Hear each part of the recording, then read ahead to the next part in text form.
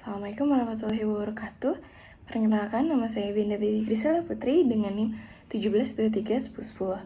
Saya mahasiswa program studi ilmu aktuaria ITK angkatan tahun 2023. Oke, di video ini saya akan membahas secara dalam dan singkat mengenai tabungan darabah. Nah, di pembahasan kita nanti akan ada konsep tabungan syariah, lalu definisi dan mekanisme mudharabah dan musyarakah, serta perbandingan keduanya. Nah, kenapa sih tabungan syariah itu berbeda? Kuncinya itu ada pada akad. Akad itu adalah perjanjian atau kontrak yang dilakukan dua orang atau lebih dengan kerelaan masing-masing dan harus sesuai dengan ketentuan hukum Islam. Penerapan dalam pengelolaan dana tabungan juga sangat penting untuk menghindari riba, gharar atau ketidakpastian, dan juga maisir atau spekulasi. Nah, apa sih mudharabah itu? Mudharabah itu adalah salah satu akad atau kerjasama yang dilakukan dua orang atau lebih dengan mekanisme berbagi untung dan rugi bersama atau profit and loss sharing. Dalam mudharabah itu ada pihak-pihak yang terlibat dengan nama sahibul mal atau pemilik modal dan mudarib atau pengelola modal.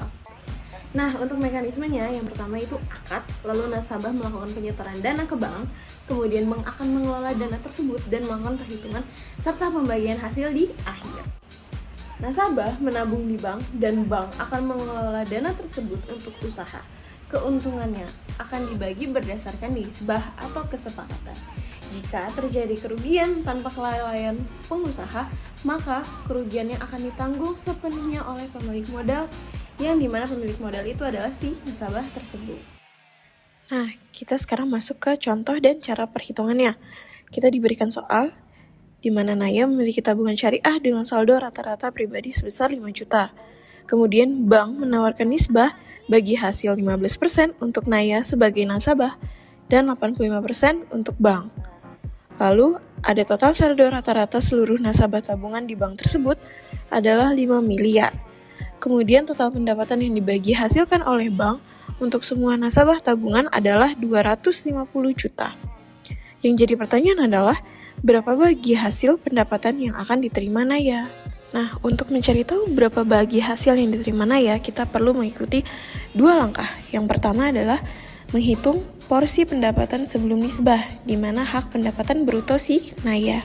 Langkah pertama yaitu kita akan mencari porsi pendapatan Naya, di mana dengan cara adalah saldo rata-rata Naya sebesar 5 juta akan dibagi dengan total saldo rata-rata nasabah sebesar 5 miliar, kemudian dikali dengan total pendapatan yang dibagi hasilkan sebesar 250 juta. Lalu didapatkan hasilnya sebesar 250 ribu. Ini adalah jumlah pendapatan yang dihasilkan dari dana Naya sebelum dibagi berdasarkan nisbah. Oke, langkah kedua adalah kita akan menghitung bagi hasil yang diterima Naya setelah nisbah. Dengan cara porsi pendapatan Naya yang sudah kita hitung tadi sebesar 250 ribu dan dikali dengan persentase nisbah nasabah yang ditetapkan menjadi hak nasabah itu sebesar 15% dan didapatkan bagi hasil yang diterima Naya adalah sebesar Rp37.500. Nah, kita akan beralih ke musyarakah. Musyarakah itu apa sih? Nah, musyarakah itu adalah akad yang dilakukan oleh dua orang atau lebih dengan memberikan kontribusi masing-masing baik berupa dana atau skill yang mereka punya untuk sebuah usaha. Dengan mekanisme adalah keuntungan dan risiko mereka tanggung masing-masing sesuai porsi modal yang mereka berikan. Secara umum, musyarakah itu terbagi dua, di mana yang pertama syirkah al-amlak atau kepemilikan dan syirkah al-akad atau akad. Syirkah al-amlak adalah bentuk kepemilikan bersama atas suatu barang atau aset yang dimana dua orang atau lebih ini memiliki hak atas benda atau aset tersebut tanpa adanya akad syirkah. Biasanya terjadi karena sukarela, misalnya kepemilikan warisan atau harta hibah. Nah, untuk syirkah al-uqud itu merupakan kemitraan bisnis berdasarkan akad dan modal. Dalam tabungan musyarakah, nasabah dan bank itu sama-sama menyetorkan modal. Nah, dana dari nasabah itu dianggap penyertaan modal. Keuntungan mereka dibagikan sesuai dengan nisbah atau kesepakatan juga. Dan kerugiannya juga ditanggung berdasarkan porsi modal mereka masing-masing. Untuk perbedaannya, yang pertama secara modal, yaitu mudharabah, asal modalnya itu hanya dari satu pihak, yaitu si sahibul mal atau pemilik modal.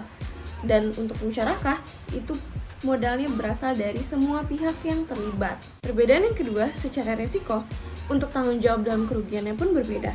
Dalam mudharabah, kerugian akan ditanggung oleh pemilik modal, sedangkan musyarakah, kerugiannya akan ditanggung bersama sesuai dengan porsi modal mereka masing-masing.